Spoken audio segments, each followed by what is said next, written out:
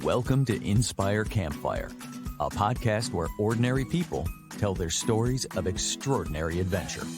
These are campfire stories meant to inspire the rest of us to light the fire within, get outside, follow our dreams, and return to tell our own stories. Ready? Let's strike the match.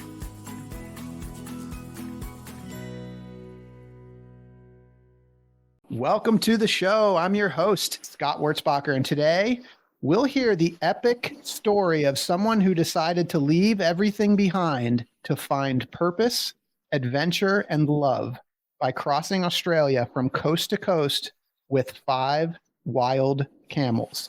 Sophie Matterson from Flinders Ranges in South Australia is with us today. Back in 2016, Sophie took what she thought would be a short break from her real job in TV and film and found herself caring for camels. 4 years later, after turning 30, she set out on an unbelievable 13-month journey from the Indian Ocean to the Pacific Ocean, crossing through the heart of the arid Australian landscape. Sophie is the award-winning author of the book that tells the story, The Crossing, a memoir of love, adventure, and finding your own path. I just finished reading it yesterday, and I am absolutely thrilled to share this story with you all today. Sophie, welcome to the campfire. Thanks, Scott. Thank you for having me. Oh my gosh, I am so excited. I have just devoured your epic story of crossing Australia with these unbelievably charismatic 5 camels. I can't wait to share this. I think I just like to dive right in. Can you just, for listeners that might be unfamiliar with your story, tell us about this epic journey that you took? Well, it's funny. I was just listening to your intro, just thinking, oh my goodness, this is the best someone's ever summed up my journey. You know, I felt like I didn't have to explain. In all the years that I've been asked, to sum it up, I thought, I've never done that well. But anyway, I'll try and give you probably a more rambling version than yours, Scott. But so basically in 2020 and 2021, I decided I wanted to go on a big epic adventure. I had just turned 30. I was facing that time in my life where, a lot of my friends were settling down, having families, and I just felt that I wasn't quite ready for that yet. And I wanted to do something along adventure. And at the time, like you had mentioned, I had got into working with camels, and I just found them such fascinating animals. And I just thought, what a perfect way to go on an adventure with these amazing animals. And it's also the perfect vehicle for Australia in a way, because they're so well adapted to our landscape, which is very, very arid. So I really loved the idea of doing something where I didn't have any support. I didn't have a support vehicle.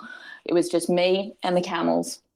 And so in 2020, I set off from the coast of Western Australia, about midway down the coast, which is the widest point of Australia. And I walked 4,750 kilometres all the way across the centre of the country to the east coast, and Byron Bay on the east coast, which is the widest point on that side, the most easterly point. So that's sort of my journey in a nutshell. Oh my gosh. What, where to even begin? Could you talk about, especially a lot of our listeners are US based, kind of the landscape and the regions that you cross when you're going from the Indian Ocean. Yeah. So just, I guess another thing to mention is that there was no track I followed. There's no set trail that goes across the width of the country. So I really, I just had to make up my own track across. So much of Australia is very, very arid. I'm talking like Joshua Tree, Death Valley, sort of arid. So really right from the beginning, I was stepping into that kind of landscape. So once I left the ocean in WA, it was pretty much dry for, 98% of the trip. Wow. Is that kind of landscape. And mainly I was crossing through big cattle stations. Sometimes they would have water points for the cows out there. So there would be vehicle tracks that they would take to go and check those water points. So I would walk some of those sort of smaller, less used vehicle tracks across people's land. And when I'm talking, the cattle stations there, I guess, sort of similar to your ranches in America, but some of these ones are 1,000,000 acres. It's an incredible amount of land. Beyond those sort of tracks, people don't set foot, besides the cattle, people don't set foot on those trails. So when I went, off those tracks, it was still very, very remote. And then I did actually start crossing proper desert. So that's desert that was under native title, so owned by First Nations communities, Aboriginal communities. I crossed the Great Victoria Desert, the Strzelecki Desert, and that's a lot of beautiful rolling dune country. I mean, the deserts are very varied, and everyone sort of thinks of them as everyone sort of imagines when they think of desert, they imagine the Sahara Desert where it's just sort of empty sand dunes. But actually our deserts in Australia are highly vegetated. So there's a lot of just arid adapted plants there, and it's, very beautiful in its own right.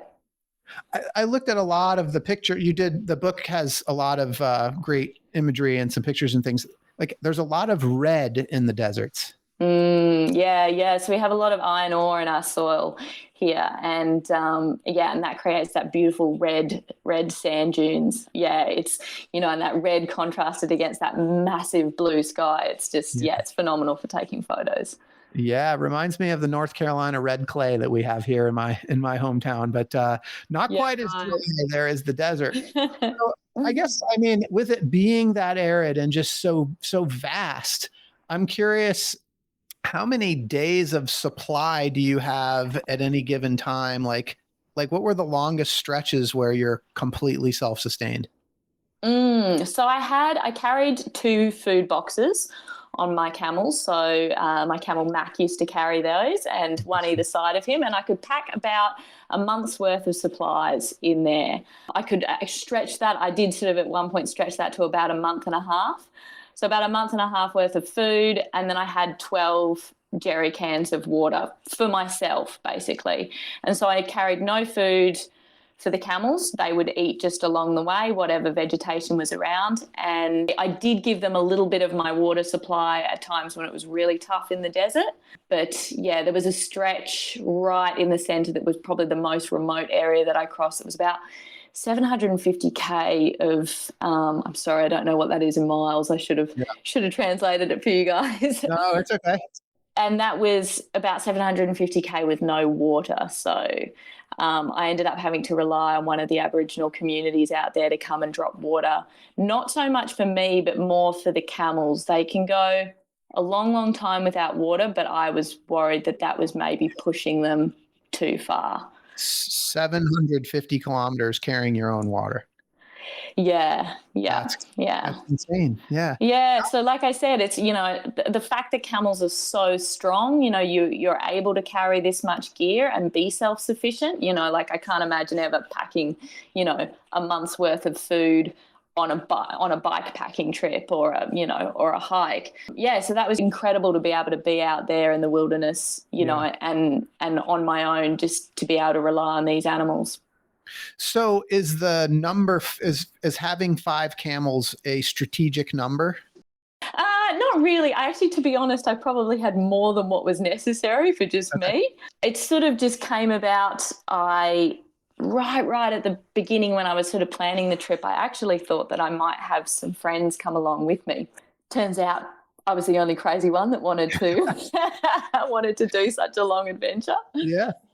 And I sort of had the 5 camels and I was training them by this point, and I sort of thought I'm just gonna carry on with them, and it was nice because they were young camels. They were still big, but they sort of hadn't reached their full size. And I was able to just distribute the load on their backs so that, they didn't have to carry as much gear. My little camel Charlie, when I say little, he's actually massive now, but in my head he's still sort of a little boy. He was the smallest, and he carried about 40 kilos, which is absolutely nothing. It's like what an army guy would carry on their backs. So I always say he came for like a joyride across the desert with me.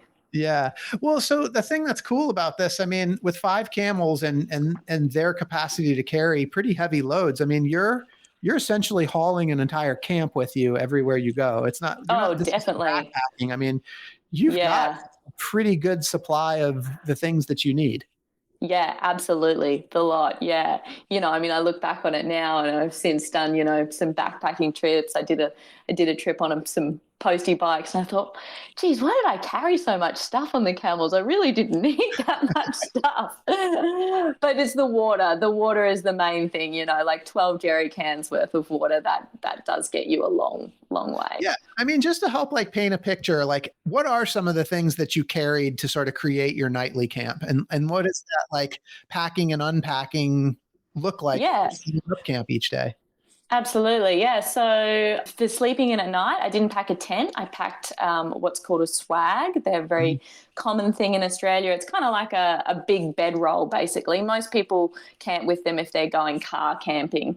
They've got like a nice comfy mattress and then they've got a bit of canvas that goes over the top of you. So I had that up on my front camel. I packed some tarpaulins that I would put in the ground and that would become my kind of little home away from home. Yeah. And I would line up all my pack bags along the back of that tarp. And in those pack bags, I would have, there's so many just in case items. Of course, like, you pack clothes, you pack food, you pack water. But then there's all those items like just in case one of the saddles breaks or the halters breaks, you need all the equipment for sort of fixing those on the road because I was pretty much the whole trip, I didn't go through any major towns, tiny outback towns I visited, but nothing that would have even, a lot of places didn't even have a proper grocery store. So I had to have all those just in case items, medical stuff just in case one of the camels hurt themselves, medical stuff just in case I hurt myself. So a lot of bits and pieces like that. And, and then your safety gear, I carried a sat phone just in case for emergencies, and then the food and the water. And basically, it takes a long time. You're talking about the packing and unpacking. Yeah. That was definitely an art that evolved over time because it's really quite a time-consuming process to pack camels to set off walking every single day. You've got to make sure that the loads are evenly balanced on their backs and that they're sitting right and everything. So at the beginning, I think the first day I set off, it took me about 2 hours of putting that gear on their backs, and it was just hell. I thought, God, if it's going to take me this long every single day, this is going to be horrendous. And I think by the end I got it down to about 45 minutes. It was kind of like my real gym workout every day. So it's quite a process loading them. It's definitely not a quick departure from camp. Most of the time solo. Occasionally you had some visitors that helped.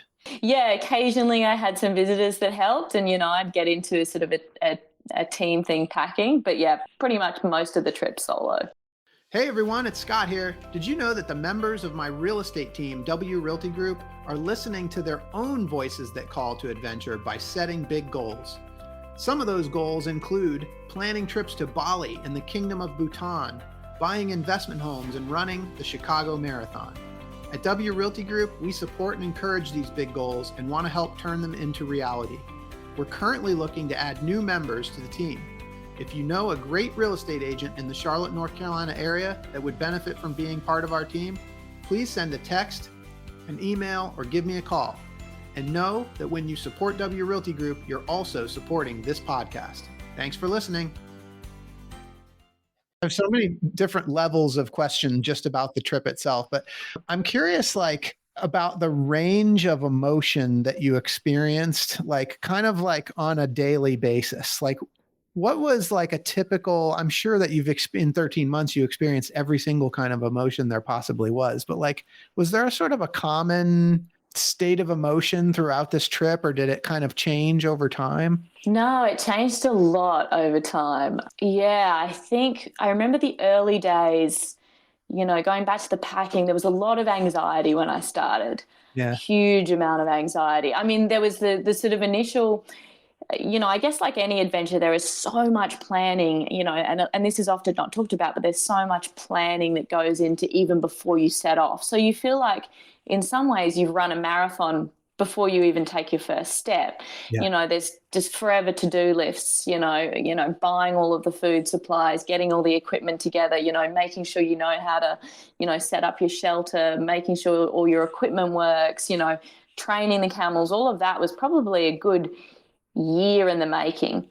And then so when I first reached the ocean in WA, it was just this immense sense of actually pride and relief that I had actually even made it to the start line to begin with, and it was just such a beautiful setting. I mean, the water there is, crystal clear, and I tied the camels up to a bush and I went for a swim, and and I also got them sort of wading in the water. It was the first time they had ever seen the ocean. But then that beautiful day departing, it was very closely followed by a lot of anxiety. And that was sort of around, making sure that the gear was loaded right. What happened if, I was so worried. What happened if, one of the girths broke and the saddle fell off and spooked the camels, or, constant sort of lists of, visualizing what might happen if everything went wrong. It got to the point where I obsessed over it so much that I used to do this thing where I'd get up in the morning and I'd just state all my worries. I'd spend about half an hour walking and talking about everything I was worried about. And then I said to myself, okay, after half an hour, you've got to just let this go. You've got to let it go and you've got to keep on walking and get on with your day. And yeah, in those first months, I was very regimented. I was really kind of like, you've got to get up at this time. You've got to roll up the swag, get all your gear. You've got to set off. We've got to do this number of Ks per day to reach, to be able to be on track for reaching our destination. The first couple of months, everything went wrong. Western Australia was in the grips of a really bad drought. So there wasn't much food for the camels. The camels were getting tired. They were getting skinnier. The terrain I was traversing was really tricky. They were also as well, like you mentioned at the beginning, I trained them from wild camels. And so they had only been a year out of the wild. So they were sort of fresh and spooky and everything used to terrify them. And when you have 5, 750 kilo animals bolting up behind you, it's pretty nerve-wracking. And it's amazing that such big animals can be, they were as scared as mice. Everything would spook them. So that sort of then added to my anxiety, and it took a long time to sort of move past that and get to a point where I actually really started to just chill out and relax and enjoy the journey. And I started to live a lot more in the moment. And I think that just came really probably partly with us all being out in the bush for a long period of time, us all sort of quietening and starting to sort of become more in tune with the environment around us. And it got to the point sort of late in the trip where like I didn't care. I stopped caring how many Ks I did every day. All that mattered was that we got up, we put one foot in front of the other, and we made a little bit of progress. And then I would just make camp wherever I decided. If there was good food for the camels, I'd make camp early. If there wasn't good food for the camels, I'd keep on walking. And I really sort of learnt eventually to just go with the flow, but it took a lot of time.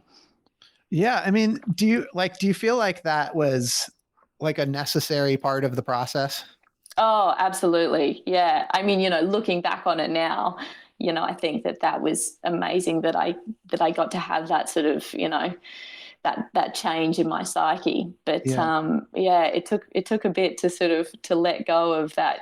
We've got to do this many Ks a day, and I think having the camels, they sort of help with that, because with animals you have to be flexible. Yeah. You've got 5 other teammates with you, so I guess it's like hiking in a group. You're only as fast as your slowest person, and if someone's not doing well, you can't push them. Right. You have to just take it easy on the team. Right.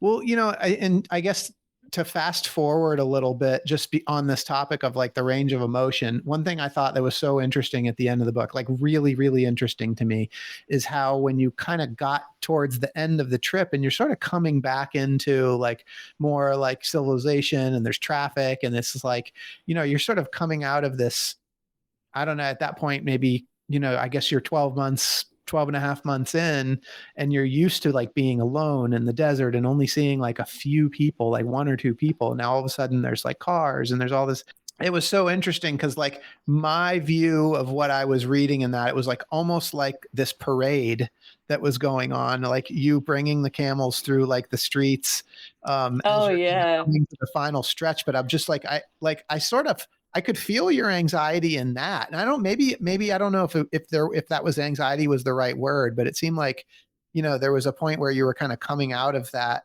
sort of quiet and solitude back into civilization, and it felt stressful a little bit. Oh, definitely. And I think about now, like really why I did the trip was to get out there and explore outback Australia, Yeah. and to be in those quiet desert places that no one ever, rarely most no Australians visit. We don't have, like you guys have Joshua Tree and, you have some big Yep. national parks in the deserts. But in Australia, there's actually a lot of Australians that never venture into the heart of Australia. So I loved that idea of being out there, and that was my greatest joy. But then I had set myself this task of going from A to B, and so then inevitably that was going to mean getting to B, which was going, coming into more civilized, Yeah. built up part of Australia.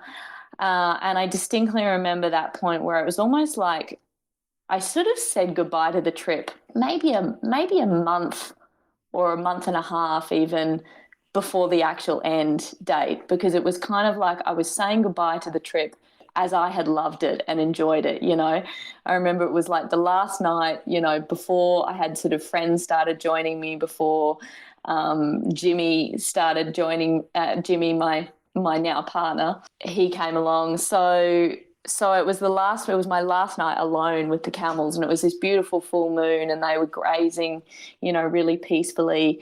And I knew that from then on, I was going to have people around me. I was going to have trains. I had, busy highways to cross, busy roads. And so I sort of let go of what I had enjoyed so much about the trip then. And then it was kind of like, okay, we need to now just get to the end here, which, like I look back on that now and I think that in itself was a sort of incredible experience. Would I want to do that part again? Never in a million years. Like you said, it was an absolute parade, like there's, twists and turns in roads and people coming, driving at 80 to 100k an hour, and they don't see, incredibly slow moving camels on the road until, they're right up behind you. And, we're like, when I walked with my camels, we're sort of like the length of a long truck, really. So we take up a huge amount of length and room on the road. And so when cars come up really closely behind, it's terrifying, and people think that they're safe in their little metal box. Well, if you have a big camel come through your windshield, you definitely would not be safe.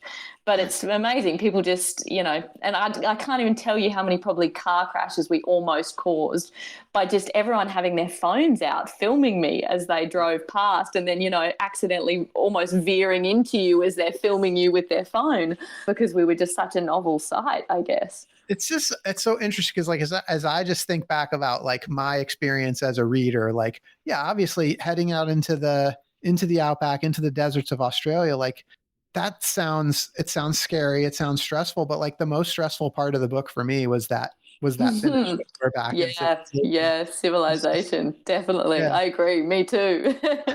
It's so interesting. So a couple other things about the trip. Just the word beauty keeps coming to me because I'm just sure that like when you're crossing Australia from the Indian Ocean and Pacific Ocean, there's just an expanse of different experiences that you must have had where you just experienced awe and beauty. And I just wonder if there are like one or two things that come to mind that really struck you as just like, wow. Oh, definitely. Well, I guess, like I said, a lot of the time people will visualize deserts as that sort of Sahara, emptiness. But there's actually a real variety in the landscape out there. And, from the rolling red sand dunes, and then you get what are called gibber plains, which are kind of like a red rock, and they all squish down on this sort of clay into what looks like a massive tiles almost. and they can stretch on as far as the eye can see. Like it's amazing. I've never been in such a landscape that is just infinite, to the point, and with nothing on there, not a tree in sight, not a bush in sight. You know, it's like you can almost see like the curvature of the earth. Wow. It does something to your psyche having that much space. But also the night sky, you know, at nighttime is just absolutely amazing, you know, just the immense amount of stars. And you really feel when you start to go into the deepest part of the desert, because you don't realize actually how much light pollution makes a difference. I mean, obviously we realize that in a city, you know, you can't see as many stars. But when you go out, you know, I was fairly remote from the get-go. But when you're in those wide open landscapes, there's still always, you know, a small town. You can see a little bit of light in the distance from that town. But when I got out into the true desert, it was just a real blackness, like almost like a tangible blackness. It was just sort of terrifying and also amazing to be in that inky blackness, but the stars above, absolutely amazing. And just the peace of that landscape, and the silence is incredible. I know you were, as we were kind of talking about this podcast, you're kind of looking back through some old journals, and I guess I'm just curious, like, do you recall any sort of moments along the trip where you like really felt like a deep connection to just the surroundings and nature? And do you remember any like specific moments?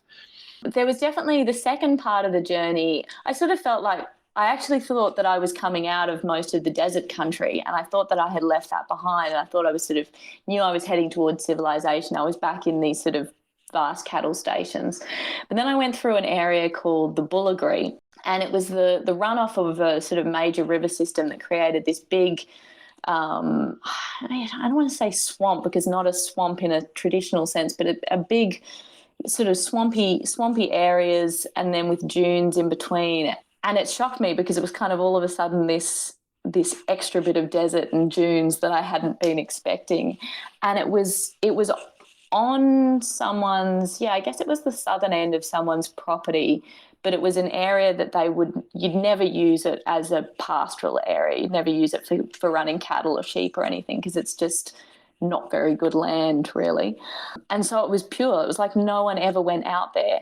And it was just these rolling, not so red, the sand dunes there, but these light coloured sand dunes. And I think I was that far along in the trip at that point that it was, I was really kind of starting to feel very in tune with the landscape. And and I was doing the shortest number of Ks per day. I just didn't want to leave. I just wanted to sort of potter around, for a little bit next day and then pull up at camp. I'd pull up at camp at like lunchtime a lot of the time and spend, the whole afternoon just letting my camels graze and just wandering around after them and just sort of, immersing myself in that. And I went quite a few, because it was such a sort of randomly remote area, I went quite a few weeks without seeing anyone.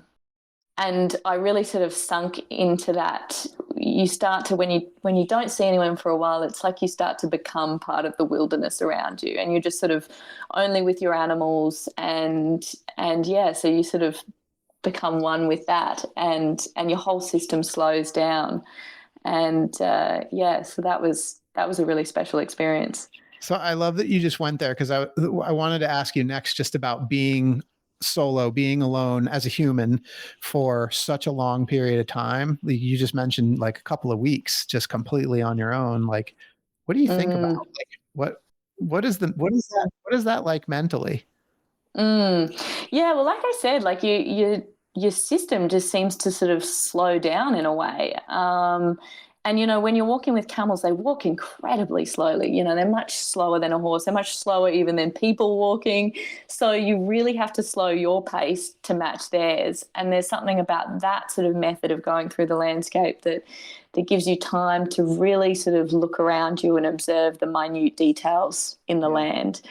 And I think that's something as well in the Australian outback. It's, there's a lot of beauty in those details. There's a lot of strange little plants that you start to look at daily, or little tracks in the sand from tiny marsupials that have come out at nighttime, or little lizards crossing the dune. So I started to observe a lot of that stuff. And I think that also made me, that in turn then fed into that feeling of being really in tune with the land. And also just, I think it almost makes your memory better.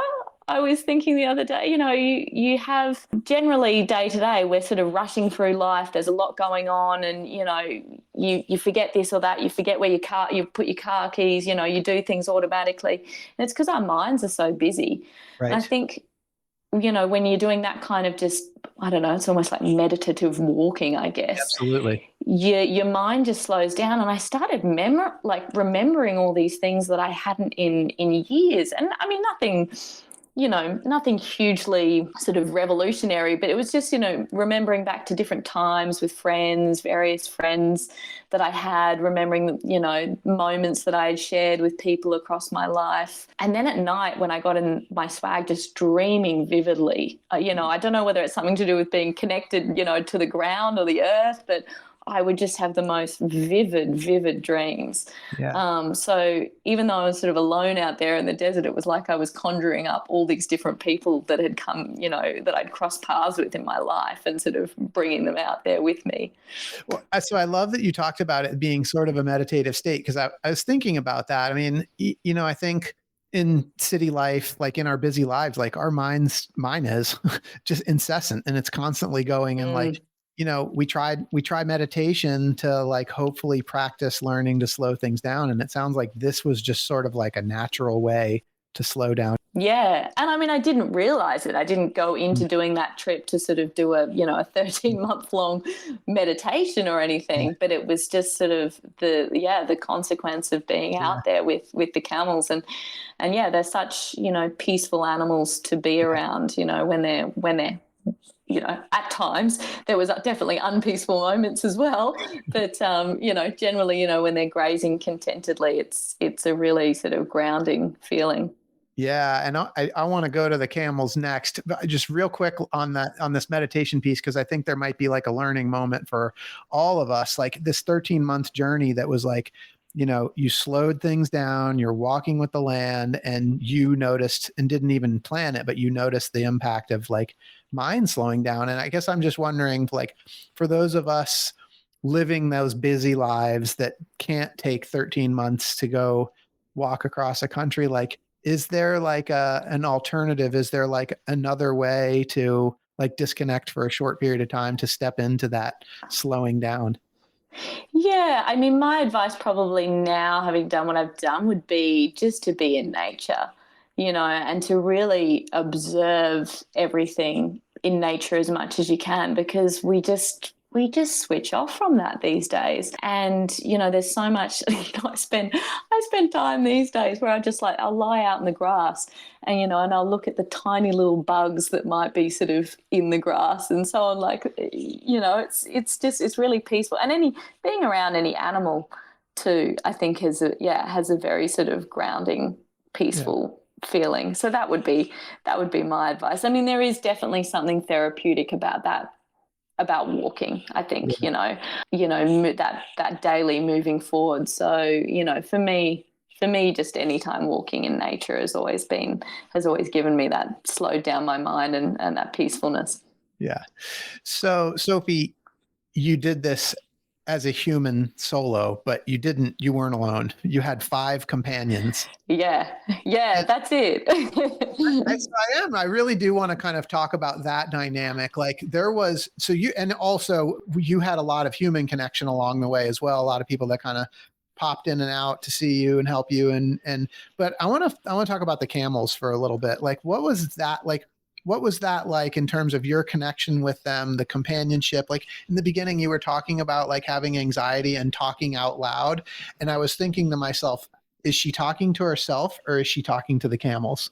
I'm curious, like what your interactions were with the camels as your companions.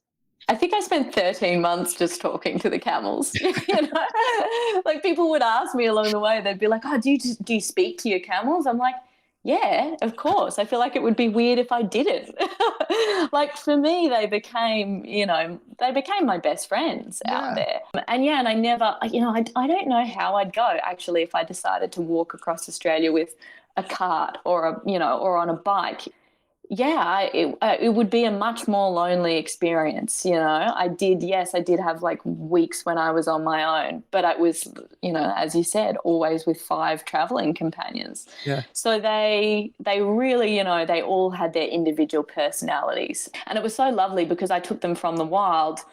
I got to see that evolve. They came to me as, wild animals. And as I put the training in, you start to see the different personalities with them. And, not, one size of training doesn't fit all. You've got to train them a little bit differently depending, as to who each of them are. And so, that was great. And probably one of my biggest joys. But I mean, traveling with animals also does have its, challenges for sure.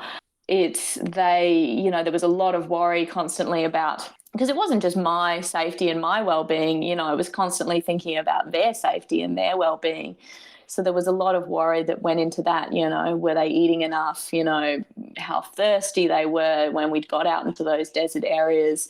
But they progressed massively, like I said, when we first set off, they were so spooky, and everything would terrify them. And I spent hours every single day. It wasn't relaxing one bit. I'd pull into camp and I would unpack them for the day, and then I would basically let them off in what are called hobbles, which are little sort of cufflinks that go between their 2 front legs. And all that does is it just restricts their movement so they can't gallop basically away from me. But they can still move huge distances in those, kilometres in those little hobbles, shuffling along.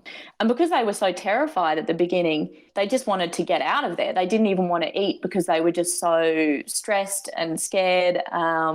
Camels really love being able to see the horizon. They love open space. They're desert animals in that way. So when I was in really wooded areas, which a lot of sort of the beginning of WA was, then they felt like they couldn't see out. So they were sort of constantly trying to sort of get beyond this thick sort of scrubby wooded country that we were in. And so then I would have walked all day, been hot walking all day. I would have loaded 500 kilos on their back. Then I would have walked all day. Then I would have unloaded them. And then when I just wanted to sit down at camp and have a cup of tea, I'd be then chasing them around the bush, trying to keep track of my camels so that I didn't lose them in this maze of country. So, so there was a lot of work that goes in. There was times for sure at that point where I thought, I wish I just was on a bike and I could just get off the bike and the bike would just stay right there and I could sit down and have a cup of tea. But no, you're running after camels. So there's definitely its challenges, but slowly I think as we all relaxed, the camels and myself, then they started grazing more peacefully. They started grazing around camp. I wouldn't have to walk so far with them. I mean, that came and went. And then they started, progressing just in their ability to be able to cope with so many new challenges, and especially when we got towards the East Coast and there was all that traffic to deal with and people to deal with and, people wanting to pat them and in their faces and, kids and all these new experiences for them, to the point where at the end, we were taking them to a pub with live music on a Sunday session, with cars parked everywhere and kids everywhere. And they just stood and chewed their cud and they were perfectly well behaved. And it was amazing to think that, they were once wild animals. That's so fun. What was the connection between you and the camels, I guess, as a whole? But I'd also love to hear if you could tell us about each of the 5 camels briefly, because I think that would be really fun for listeners. Oh yeah. So I'll go down the string order. That'll be easier. So the camels basically are linked one to the other in what's called a string, so a big long line. So, the camel in front is towing the camel behind and the one behind that and so on. My lead camel was Jude. And Jude, he was, I don't want to say that you have favorites, but he was definitely my favorite. He was just such a lovable lunatic. He is just goofy. It was kind of like he almost had split personality. Sometimes he would be just the most chilled out dude. And the next thing he would be nuts, and he would be trying to spook at things, and it was almost like he'd communicate with the other camels like, guys, there's a car coming, does everyone know there's a car coming? Let's freak out now, there's a car coming. You know, and he would have seen 100 cars by this point, and it's like he still never got over it. But he was just, I was always so mad, and probably through the book there was a lot of F Jude. You know, there's a lot of my frustration with Jude throughout the whole book, but I never stayed angry at him just because he was, you know, he was just so funny. He was just absolutely so funny. I only had one female camel, Delilah, and she, I always kind of describe her like we'd have a professional relationship, you know, but we wouldn't go out for drinks after work. Okay.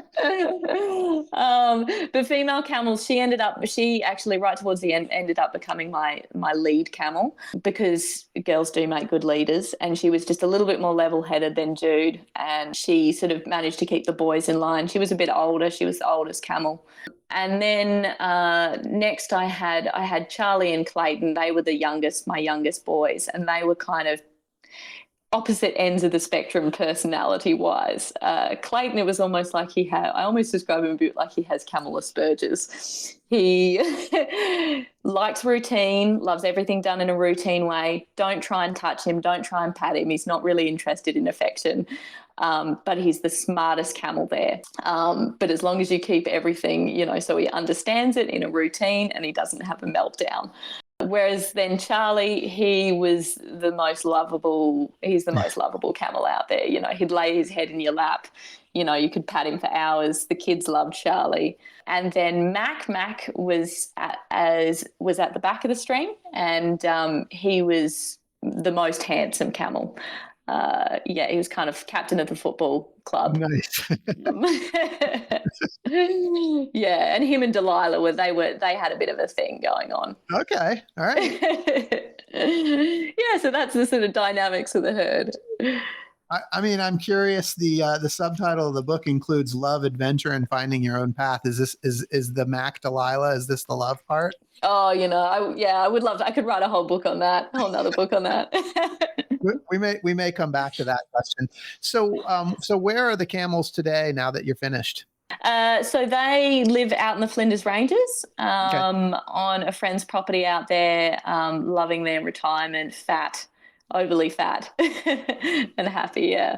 That's amazing. Do you go visit them? Yeah, I do. And I've actually done a few sort of shorter treks afterwards, you know, whenever I can. I still take them out and about, you know, not for a 13-month trip this time, but a week here and there. So, yeah. So fun. All right. So coming back to the subtitle of your book, it does include love, adventure, and finding your own path. So I'm curious, did you find what you were looking for? Well, I guess, you know, like, okay, obviously I didn't go out there looking for love, you know. I was never expecting to find love in the vast Australian wilderness, you know, away from anyone. But about midway through the journey, so I guess I should prequel this with, you know, but right before I set off on my trip, I was going through I'd just been through a pretty bad breakup.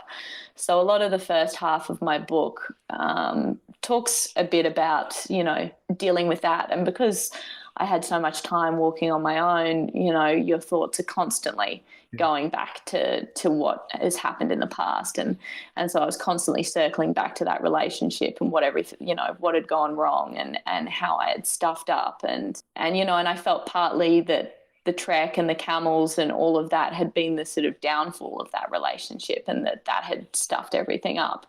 So that was really hard. And when times got tough, you know, I kept thinking, you know, like, why am I even out here? Like, what have I given up to do this? And it's, you know, when this is even, you know, it's so tough and it's not enjoyable. And so that was really hard. And then halfway through, I had a total flip. Well, I mean, I obviously started to accept, you know, the breakup of that past relationship. And then halfway through, I stopped.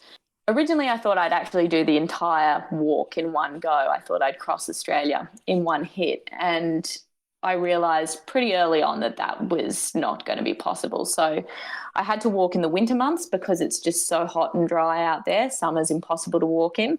I had to break the trip up into two halves, and I had to wait out a summertime and then recommence, the following winter. So I ended up stopping, and I just did the camels at the Flinders Ranges, as you spoke about, which is sort of right a bit further south, but sort of in the centre of Australia. While the camels were, out roaming in a paddock and I was about to take 5 months off, I went into a tiny town there. There was only 50 people in this town, and I thought, I have been 3 months out in the desert, no shops or anything. I thought, I'm going to take myself out for a coffee. And I went to the only place that I knew served coffee in that tiny town, and it was a little outback bakery. And I was served by a guy called Jimmy. Basically, the rest is history. He ended up, of course, asking about the trip. We had a bit of a summer fling. I thought it would just be a summer fling and I would walk away into the sunset with my camels and we'd never see one another again. I thought there's no way that, this is going to continue into anything. But Jimmy ended up driving. He was not willing to let me go, basically, and he ended up driving 16,000 kilometres back and forth from his home in the Flinders Ranges to come and see me and the camels while we were out walking, and then became a real critical member of the team right towards the end. As I came into those areas of civilization and winding roads and fast cars and everything, I finally sort of had to come to terms with the fact that I actually couldn't do the whole thing alone, and I needed some help. Mainly I needed someone to help me navigate the traffic and also to help me, originally at the beginning of the trip, I would contact these station owners or these, ranchers and I would ask permission to camp on their land. But because the properties are so big, I would only have to contact, a handful of people. But then, as I got closer and the properties became, very small, you had to contact someone, every single day to ask if you could camp out in their paddock. And so I needed help with those logistics as well. And Jimmy came on as basically my full-time logistics guy and traffic coordinator extraordinaire. And he was amazing. Like I told you that the last part of the book kind of stressed me out. He was like the calm in the chaos. Like he just took care. And I loved that. Like that was awesome. I don't want to give away too much of that story because the book is so good and I definitely want people to get to it. But this is kind of a funny thing. I mean, it's the first part of your subtitle, but like, would you ever recommend to anybody, hey, if you're looking for love, just go out into the middle of the desert? I don't think I would recommend that. I think I got very lucky. But, I was listening to one of your other podcasts the other day and someone mentioned how they had met someone on the Appalachian Trail. And I just thought adventures are actually such a great way to meet new people because you're thrust into this different environment. You're talking to new people. I mean, my book even, I never expected to walk across the width of the country, I guess, which is so remote, but then come out with just so many meetings from complete random people. I think it's a really lovely way of getting out there and meeting, different people that you wouldn't normally meet in your home environment. So yeah, I think adventures in general are a great way to meet people. So we covered love. I think it's safe to say the adventure speaks for itself. The last part of your subtitle is about finding your own path. It's about finding purpose. And I'm just curious kind of now that it's all behind you, what your reflections are on that piece. Did you find what you were looking for there? Yeah, I think that's a tricky one, and I come back to that again and again. What I learned from the journey, and I think it's something as well that you often don't find out until sort of much later on the journey, or until you're sort of reflecting. In the time you're in it, and there's a lot of logistics, that come with traveling. Whether you're doing a trail or anything, you're working out how to get to your next food drop, and how much water you have for the day, and in my case, packing up camels and walking every single day, and and then it was working out the logistics at the end of the trip, how to sort of get the camels then work out where the camels were going to live post trip. So I sort of didn't have time at the time to reflect on that. And I remember being really annoyed right in those final days because everyone would say to me, "Oh, how are you feeling? Like you're about to end the trip. How are you feeling? How are you feeling?" And I remember just thinking, "Oh, if someone asks me again how I'm feeling, I want to scream." Because you're just so focused on the actual, on the logistics of reaching that end point, and the emotion of it all I don't think has really set in. And now, now that I've finished, I do often reflect on what it is that I learned from such a journey. Definitely, as we mentioned before, that connection with nature and that sort of ability to sort of observe the natural world around me, that was such a great thing that I gained. Also, I think my ability to be able to handle like adversity or tough situations, and especially to have to do the journey alone, that sort of gave me that even more so, because I had no one else to rely on. Like, yes, I had the camels out there too, but obviously I'm the team leader and I'm the only human, and so I'm the one that has to sort of deal with a tough situation. I really reflected a lot on while I was out there, how often I had hoped that someone else would fix it for me. I could call someone on the phone and I could cry to them on the phone and, someone would come and fix it for me. And I suddenly realized when I was out there and, shit hit the fan, that no one was coming to save me and no one was coming to rescue me and no one was coming to make me move forward except myself. I was the only one that could make myself, pack the camels up the next day and keep on moving forward. That determination, was a real gain. And also learning, I think in that process as well, I learned a lot about compartmentalizing and just breaking everything into bite-sized pieces, because in the early days it was overwhelming to think, oh I've got to reach the other side of the country. It was too much to even fathom. So I started to break things down into, okay, I just need to reach the next water point where I'm going to give my camels a drink. Or, or some days it was even less. Like I just need to reach this afternoon's camp, wherever that is, and just that breaking it down into the simple things. And really adventures, I think, are all about that. It's just breaking it down into those simple things of life, that surviving, with what you have around you. On your own in the wilderness, that getting up every morning, putting that pack on your back or that pack on your animals and just moving forward and to the next campsite.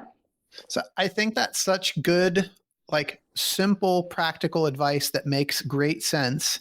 You are an incredibly strong and courageous woman that has like clearly proven that your ability to like accomplish whatever you want. And I'm just curious, like, this is such an epic journey that you've taken. There probably are people that see it as so epic, like I could never do that. Right. And I guess I'm just curious what advice you would have for people that might have those thoughts. Yeah, and I thought a lot about that because I did have a lot of people say, oh, I could never do what you're doing. And I remember thinking like, well, yeah, you could, like I didn't grow up with camels around me. Like you mentioned right at the beginning, I worked in film and TV. So I didn't have any previous experience with camels. I didn't grow up hiking or camping in the outdoors. Even my parents weren't campers. I did a lot of travel when I was young, but so I always sort of had that, desire to explore and those itchy feet, but I was a hopeless camper, so it's amazing if you want to do it, what you can learn, and I think as well, I really thought it's all about time. Like you just have to give yourself the time, and a lot of people don't do that. They sort of think, oh, well, I won't be able to go and do that tomorrow. Well, yeah, you won't be able to go and do that tomorrow. But if you really want to do it and you give yourself the time to learn those skills, you will be able to do it. I think often, like when I first went out there, it was actually my ex-boyfriend that I broke up with before the trip. He sort of got me into a lot of that camp. He was ex-army. He got me into a lot of that camping and outdoors stuff. And my first experience of it was actually going and I decided we'd done we'd started to do a number of sort of hikes together. And then I decided that I wanted to do a solo hike on my own. So I organized to do this 9-day trip on my own. And I suddenly realized, like, I don't know anything. I didn't know how to put up, barely knew how to put up a tent, didn't know how to put up a shelter, wasn't very good at lighting a fire. I thought, like, what do you even do if you need to go to the toilet in the bush? Like, didn't know anything. So I went from those 9 days basically into my 13 months with the camels. So it's amazing what you can learn if you've just got to give yourself, I think, like I said, the time and the patience and the persistence, really. Yeah, it's amazing. Thank you for that. What are you working on now? Is there anything that listeners can help you with? Now life looks a bit different. I'm actually now back on the east coast of Australia, which is where I'm from originally. So totally different environment to the desert, very, green rolling hills out here. I've taken on a farm. So I'm actually I'm a terrible commitment phobe. I've been a gypsy my whole life. I've moved around to different countries. I've always, like I said, had those itchy feet.